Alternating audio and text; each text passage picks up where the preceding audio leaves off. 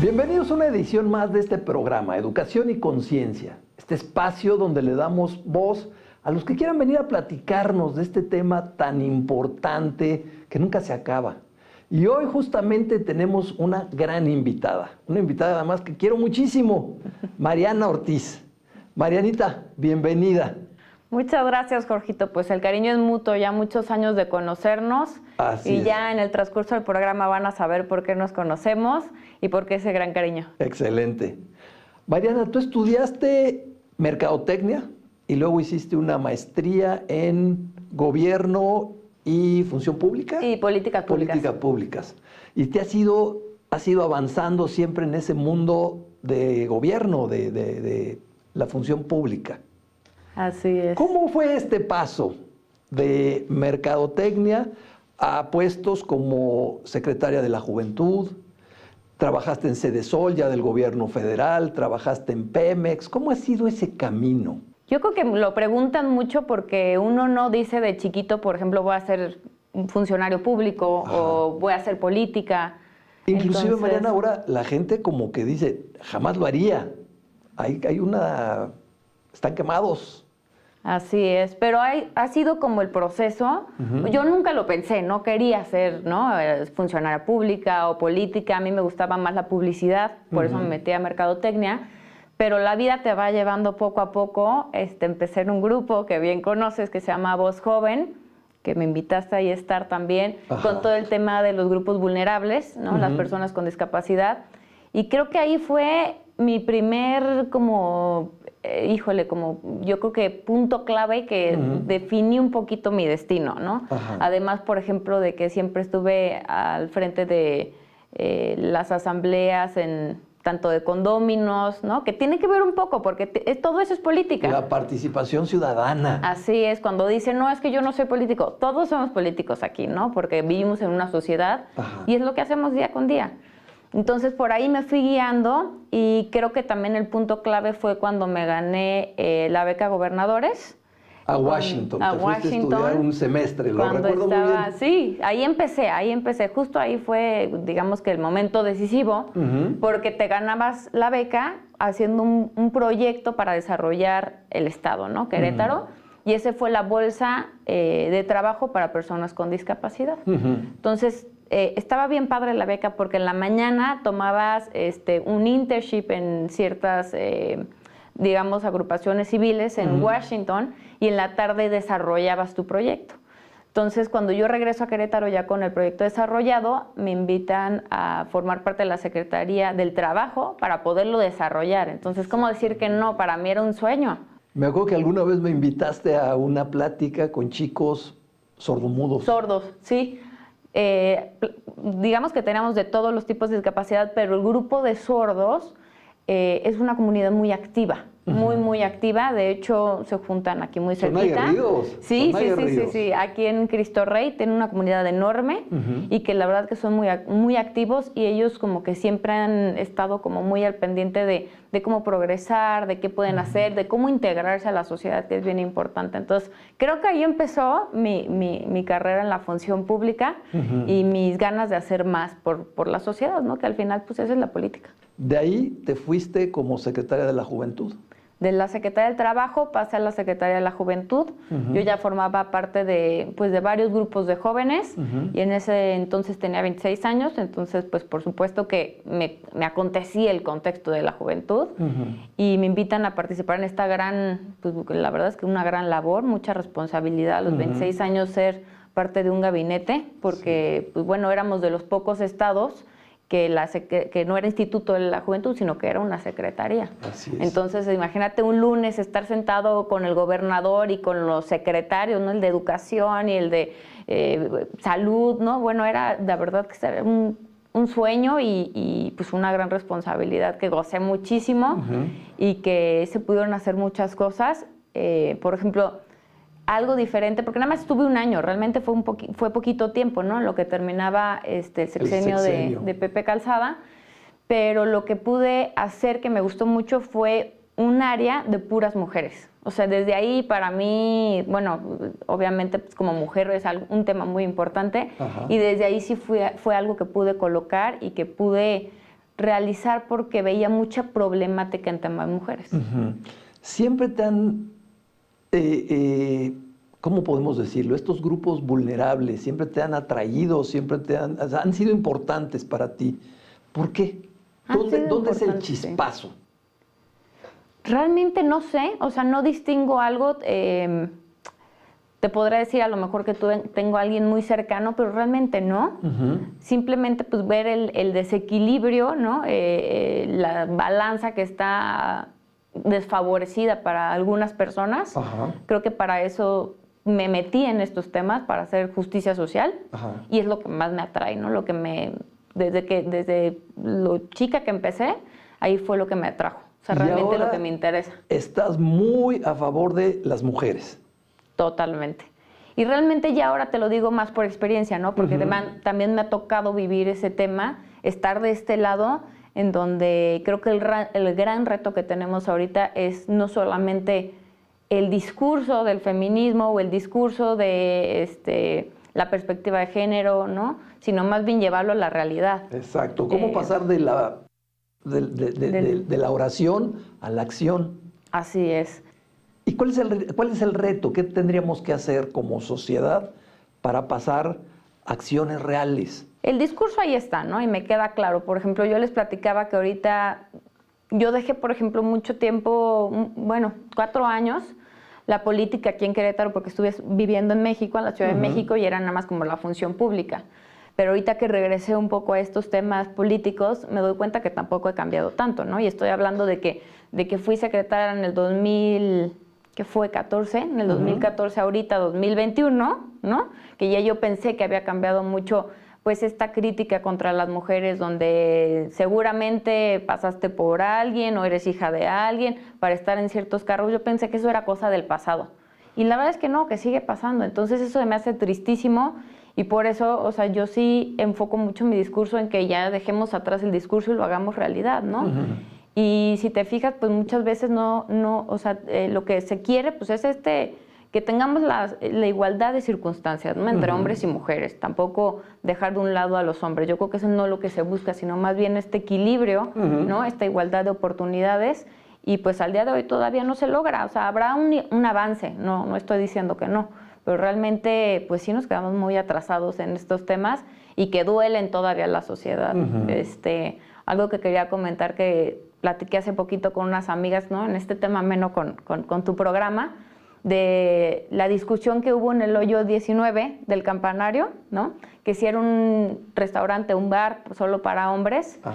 Y me platicaba una amiga que estuvo ahí en todo este contexto, me decía, es que es sorprendente que las que quieren que sean para solo hombres son más las mujeres, las esposas. Que porque cómo van a pasar tanto tiempo en el bar los hombres, ¿no? Los maridos, si hay mujeres, entonces prefiero que sea solo de hombres. Dices, pues ¿en qué estamos viviendo, no? O sea, por un lado tenemos el mes de la mujer o el día de la mujer, que todo el mundo se pone su bandera rosa y demás, y los demás días, ¿qué pasa? El machismo empieza en la casa. Las mamás son las principales fomentadoras del machismo.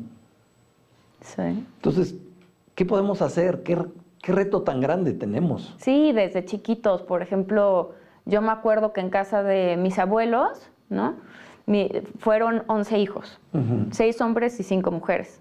Entonces estaban comiendo, por ejemplo, mis tías, llegaba un tío y le decía a mi abuelita, no, párate, déjale el asiento a tu hermano, sírvele de comer. ¿No? Y es algo con lo que ya ha pasado mucho tiempo, pero yo creo que, como dices, que empieza en la casa. Entonces estos pequeños cambios es lo que hay que hacer, o sea, día a día, para que se pueda ir regenerando las generaciones. Es decir, bueno, tú también lavas los trastes, ahora cocinan aquí. O sea, como girar los roles, creo que también son buenos, ¿no? Y son lo que nos va a ayudar a construir esta sociedad que queremos mucho más igualitaria. Te fuiste 6 años de Querétaro. 4 años. 4 años. Regresas y sigue muy similar. ¿Cómo te gustaría ver a Querétaro en 5 años más? Pues ya ahora sí que totalmente igualitario, que sí existe realmente las oportunidades también para las mujeres. También, por ejemplo, en el tema laboral siempre hablamos de que, y escuchas a las empresas con la experiencia de este tema de la Secretaría del Trabajo, escuchas que en las empresas te dicen, no, pues tenemos más del 50% de mujeres trabajando. Sí, pero jerárquicamente, ¿qué puestos ocupan? ¿No? Estos son los temas que tenemos que afinar. Sí, si tú ves la alta dirección de las empresas, es mínima la participación de mujeres todavía. Sí, y también entiendo que es más complicado para las mujeres, ¿no? El jugar este rol de la familia con también la vida laboral. Eso también es un doble trabajo para nosotros. La verdad es que sí. Pero es porque no hay las condiciones, por ejemplo, ahora hay menos guarderías, hay... Sí. Entonces, ¿la mamá qué hace con los niños? Y ahorita en temas de COVID, bueno, todavía mucho más difícil, ¿no? Que está haciendo para los padres de familia. Mi cuñada está aquí de visita, ella vive en Berlín, y me platicaba, bueno, que para la incapacidad cuando tienes un bebé, allá es hasta de 14 meses. 14 meses. O sea, realmente estás hablando de que tienes más de un año con tu bebé, ¿no? Si lo tomas, digamos que posterior al parto, más de un año con tu bebé para poderlo, ¿no? Dar como las bases, los fundamentos de la educación. Y entonces sí, ya después del año ya te vas a trabajar y ya los dejas en guarderías y es toda esta cultura que hay que empaparnos. Así bueno, es. Y también para las incapacidades para los papás, ni se diga. Claro. O sea, son para los dos. Sí. 14 meses con el 100% del sueldo. Del sueldo. Entonces, porque algunos te dirán, tómate el tiempo, pero no te pago. No, aquí son con todas las prestaciones, con todo. Haz de cuenta que tú sigues trabajando. Ajá. Y estás con tu bebé y en la paternidad también. Entonces creo que sí o sea, todavía estamos rezagados, ¿no? En muchos temas de educación, de cultura que tenemos que fomentar. Y esto también, volvemos a lo mismo, es la igualdad entre hombres y mujeres. ¿No? También, pues el papá también tiene derecho a estar con los hijos, claro. ¿no? Desde chiquitos. Claro. ¿No? O este cambio de roles también de que, bueno, si a lo mejor tú quieres salir a trabajar y el papá se queda en casa, aquí todo el mundo lo ve mal, ¿no? Dirías, sí. Oye, ¿por qué? Qué raro, y ella es la que trabaja, ¿no? Y yo creo que también tenemos que empezar a normalizar eso. Claro, claro, estas funciones, hay que romper con ese paradigma de las funciones ya. El hombre es el que sale y provee y la mamá se queda con los niños. Y eso es de otro siglo. Así es. Pues tenemos que trabajar mucho por ahí, Mariana. Así es. Ahora sí que nos toca a todos, ¿no? El fomentarlos, como decíamos, desde casa, todos los días, con las nuevas generaciones. Todo esto es trabajo, pues, de todos. Ahora sí que a lo mejor nosotros como mujeres lo vivimos más, pero bueno, tenemos esposos que lo ven, ¿no? Mi esposo yo creo que también es el más a favor del tema de la mujer y cuando me ha tocado trabajar y salir 11 de la noche y demás, la verdad es que es el primero que me apoya. Eso es bien importante, ¿no? Que tengas tu pareja también que te apoye. Claro, ahí empieza todo. Mariana, tenemos que hacer una pausa. Vamos a hacer una muy leve pausa y regresamos con Mariana Ortiz a seguir platicando.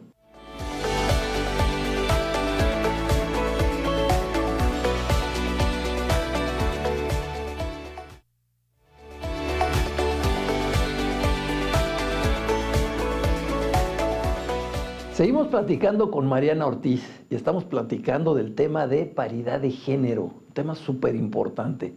Marianita, entonces me comentabas la importancia de que tu pareja en casa también te apoye en esto. Totalmente. Imagínate el reto tan grande para las mujeres que sales a trabajar, pero los hijos, pero la comida, pero ¿no? Y si de por sí tu pareja no te apoya, yo creo que se vuelve desastroso. Así es. Por ejemplo, yo las mujeres que más admiraba, por ejemplo, en el gobierno federal, ¿no? Generalmente no tienen hijos o no estaban casadas, ¿no? Y platicabas con ellas y te decían, es que es bien difícil conciliar, ¿no? Los temas laborales con los temas familiares. Entonces eso también es bien importante que lo saquemos, que lo digamos como es, que no se quede como un tabú. Los hombres también cocinan, ¿no? Claro. Los hombres también cuidan a los niños, son excelentes papás. Entonces también tenemos que hacer conciencia de esto, sí. ¿no? Y que nosotros como sociedad tampoco juzguemos es que es el papá mandilón, ¿no? O la pareja que es mandilón. Así es. ¿Y cómo romper con ese? Es un insulto horrible eso de, le dices mandilón porque ayuda en la casa, porque se preocupa por los hijos, porque no es nada más papá proveedor. Ya lo vemos mal. Totalmente. Cuando yo enviudé, me tocó quedarme con mis hijos, no me he vuelto a casar. Y, por ejemplo, me tocaba ir a las juntas de la Asociación de Padres de Familia. Yo era el único papá, solamente mamás. Y unos horarios que para las mamás que trabajan, imposible poder ir a las juntas. Entonces sí se complica muchísimo. Yo me iba porque me escapaba, porque tenía que pedir permisos, porque me ayudaron mucho en donde yo estaba trabajando para irme acoplando, irme adaptando. Pero es cierto que no hay paridad tampoco en esto. Los papás nos metemos poquísimo en la educación de los hijos. Sí, sí. Y nos escudamos en el trabajo, en que llego tarde a la casa, en que los fines de semana estoy muy cansado, pero si no empezamos nosotros, ¿qué va a pasar? Esa casa va a ser una casa con ese paradigma de no hagas nada en la cocina, hijito, que lo haga tu hermana. Que es como de película de Pedro Infante. Sí, de hace años. Es De que hace uno años. dice, ¿cómo no hemos progresado en esos temas, en esos detalles tan pequeños que al final se vuelven, claro, que muy grandes, pero cosas pequeñas que podemos hacer en casa? Tengo una amiga que tiene un bebé y entonces otras amigas le decían al papá, oye, es que qué buen papá eres, porque lo cargaba y le cambiaba el pañal y demás. Y le decía a él, no soy un buen papá, soy un papá. Eso es lo que hace un papá, no estoy haciendo algo extraordinario. Exacto. No, yo decía, claro, o sea, también desde que uno empieza a darse cuenta, ¿no? Cómo estamos actuando, creo que ahí empiezan a ver los cambios. Pero bien conscientes de todo lo que hagamos. Claro. Tuviste una aventura ahora y muy, pues, diferente. Y digo aventura porque es esto de la participación en partidos políticos, que debemos hacerlo mucho más. También nos quejamos mucho y luego dices, a ver, tú solo te quejas, pero participa en un partido, entra a estas comisiones, estos órganos ciudadanos. Tú estuviste en Fuerza por México. Así es. ¿Qué tal te fue? Mira, una experiencia única. Siempre me había tocado estar, bueno, en la función pública o como candidata a diputada, pero digamos que en el papel de ser la candidata. No me había tocado estar atrás, ¿no? En la parte del partido.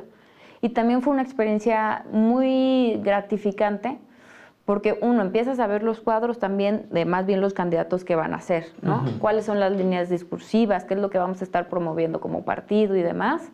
Y creo que eso también a mí me gustó mucho. El Fuerza por México lo que más me atrajo fue que es un partido centro progresista, ¿no? Digamos que no es de izquierda ni de derecha. Yo le llamo que no somos ni chairos ni fifís. Entonces creo que es lo que hay que seguir fomentando. Es lo mismo, prácticamente lo mismo del discurso que estoy trayendo de hombres y mujeres. De este centralismo, de igualdad de circunstancias, ¿no? Que no nos vayamos ni para un lado ni para el otro, sino más bien pues cómo vamos progresando en estos temas, cómo podemos quitar tabús, cómo podemos pues sí, avanzar como sociedad, ¿no? Y creo que también los partidos ya están muy desgastados, creo que eso lo vemos y cada elección se nota más. Ya la gente está harta de lo mismo y pues bueno, que estos discursos digamos que de odio, pues no funcionan, ¿no? O sea, todos estamos en el mismo, por ejemplo, aquí hablando de Querétaro, en el mismo estado, y todos tenemos que abonar para que eso funcione. Claro. No podemos segregarlos de un lado para otro, sino más bien entre todos, ¿cómo vamos a hacer para cambiar? Porque falta mucha actividad ciudadana, mucha participación ciudadana, como bien lo comentas. Por ejemplo, los jóvenes, es difícil que salgan a votar, ¿eh? Realmente sí es un sector de la población que yo creo que sí, a lo mejor desconfían ya del gobierno o en ese momento no les interesa, pero falta más participación también de jóvenes. ¿Y cómo propiciarla?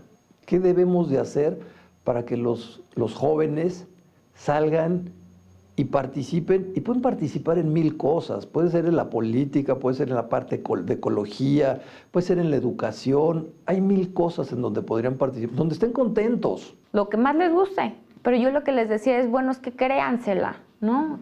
Cuando iba a las universidades y platicábamos, por ejemplo, era, ¿por qué no aplicaron para tal beca? Porque ¿qué les gustaría? No, pues estudiar en el extranjero. Ok. Hubieron tantas becas y ¿cuántos de ustedes participaron? No, es que obviamente no la va a ganar. Desde ahí ya empieza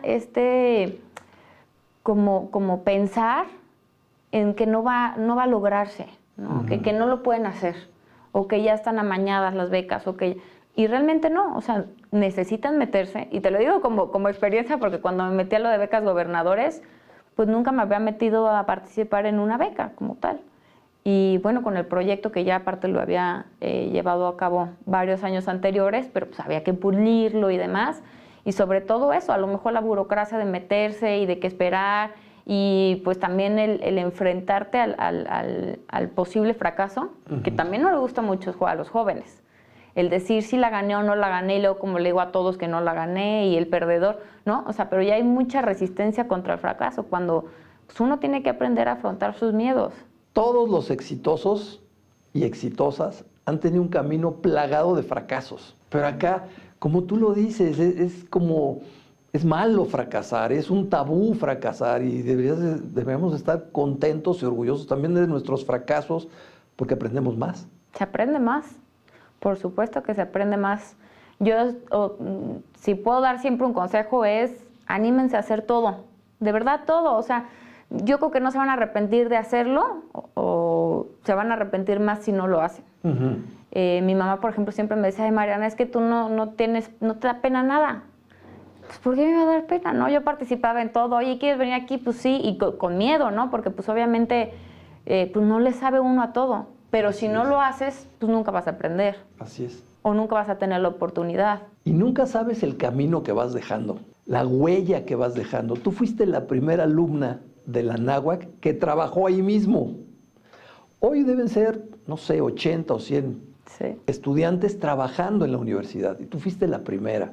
Tú ganabas concursos, estuviste llevaste el premio de la excelencia académica, en grupos estudiantiles, siempre estabas metida en algo. Siempre. La verdad es que sí, soy muy inquieta. En el grupo, por ejemplo, de Voz Joven, ¿te acuerdas que las reuniones eran tarde? Sí. Creo que salía de la Anáhuac y todavía nos juntábamos 8, acabábamos como 11, 12 de la noche. Y mi mamá también siempre me decía, oye, ¿pero qué haces ahí? Pues no te pagan. Y decía, no, pero algún día se va a ver recompensado. Y de verdad es que sí. ¿No? De cierta manera, para mí, en muchas cuestiones. Pero siempre hay que meterse a todo y sin miedo, o sí con miedo, pero afrontes ese miedo, porque también da miedo, claro. Exacto. Si te da miedo, hazlo con miedo. Sí, se te va a quitar. O te va a volver a dar cada vez que lo hagas, pero lo haces. Entonces, ¿cuáles serían tus recomendaciones a chicos y chicas, estudiantes, digamos, preuniversitarios y universitarios? ¿Qué les recomendarías? Yo creo que en esa edad muchos no saben qué hacer, ¿no? Por ejemplo, yo que estudié mercadotecnia, realmente nunca me he dedicado a trabajar como mercadóloga. Entonces no sabes bien qué estudiar, qué te gusta, ¿no? Como que siempre estudiaste, bueno, pues primero de primaria, segundo, tercero, secundaria, preparatoria, y ya cuando te dan el momento de elegir qué vas a estudiar, uno no sabe bien. Entonces yo creo que sí, yo me tomé un año para saber bien qué quería hacer, pero me metí a trabajar, ¿no? Me metí a muchos grupos estudiantiles, me enfoqué mucho en qué quería hacer para toda la vida. Creo que eso es importante saberlo desde que está uno más chico y probar laboralmente, pero también en grupos, por ejemplo, los Boy Scouts, ¿no? Todos estos grupos que te ayudan a formarte tú como persona y a conocerte. Entonces, lo más importante es que cada uno se conozca. Qué es lo que le gusta, qué es lo que no le gusta, si te gusta trabajar en equipo o más bien solo, ¿no? Si te gusta la tecnología o más bien más social. Todo este tipo de cuestiones uno lo debe de saber para saber a qué se va a enfrentar. Así es. Creo que eso es importante para que ellos puedan tener más conocimiento y pues que todas las oportunidades que se les presenten las tomen. Porque así yo las tomé. Muchas fracasaron, muchas no han sido buenas, pero también de eso se aprende mucho. Tú estudiaste mercadotecnia y luego te fuiste hacia la parte de gobierno y función pública en tu maestría. Y has seguido estudiando diplomados, y la vida te va llevando. No, uno pensaría, solamente van a estudiar gobierno y función pública quienes estudiaron derecho, y no tiene por qué tampoco. No, en la maestría la mayoría sí eran abogados, pero habíamos de todo, ¿no? Porque al final, como te decía, todos hacemos política. Entonces, el estudiar gobierno y políticas públicas, para mí fue una gran experiencia porque sí te empapas de muchos temas a lo mejor que ves ahí, pero que los plasmas, ¿no? Así es. Y creo que eso es importante para que todos lo sepamos. Y como dices, seguirte siempre capacitando. Bueno, creo que tengo un diplomado hasta de recursos humanos, otro de diseño gráfico, ¿no? Porque justamente eso, vas descubriendo qué te va gustando. Sí. A mí yo pensé que me encantaba el diseño gráfico. Tomé el diplomado y dije, no es para mí. ¿Qué hago enfrente de una computadora viendo cuadritos? ¿Qué es esto? Qué bueno que no estudié diseño gráfico como tal. Pero uno lo va descubriendo. Claro. Uno lo va descubriendo y no vamos a dejar de estudiar nunca. O no deberíamos de dejar de estudiar. No nunca. deberíamos. Leer, ¿no? Hasta uno mismo leyendo libros. Pero que sí te abra tu panorama. Claro. Para saber realmente pues, qué es lo que nos gusta. Es bien difícil saberlo. Sí, es difícil. Y a señoras jóvenes como tú, tienes poquito de estar casada, ¿qué les recomendarías? Que no dejen sus sueños tampoco, que no dejen su vida, ¿no? Hay que seguir, o sea, con la vida de uno cuando es de pareja. Hace poquito leí algo que me gustó mucho, que cuando dicen, ¿es feliz esa pareja? No. Ellos son felices y hacen una bonita pareja. Porque la felicidad depende de uno, entonces siempre uno tiene que estar cultivando esa felicidad y como mujeres es bien fácil que pierdas, ¿no?, tu vida personal por estar con los hijos o con la pareja. Entonces yo creo que es muy importante seguir cultivándose cada uno. Claro. Mariana, muchísimas gracias, se nos acabó el tiempo. Se nos pasó rapidísimo. Se nos pasó rapidísimo. Qué gusto verte, yo te conocí de niña prácticamente. Tu primer hace trabajo unos fue años. Conmigo. Fuiste mi primer jefe. Fue tu primer jefe. Y mira dónde estás ahora. Te felicito muchísimo. Yo te veo que vas a llegar a hacer cosas padrísimas. Ya lo estás haciendo, lo vas a seguir haciendo. Muchísimas gracias. Muchas gracias a ti, Jorgito. Gracias por acompañarnos en una edición más de Educación y Conciencia. Nos vemos la próxima semana con otro tema padrísimo. Excelente semana.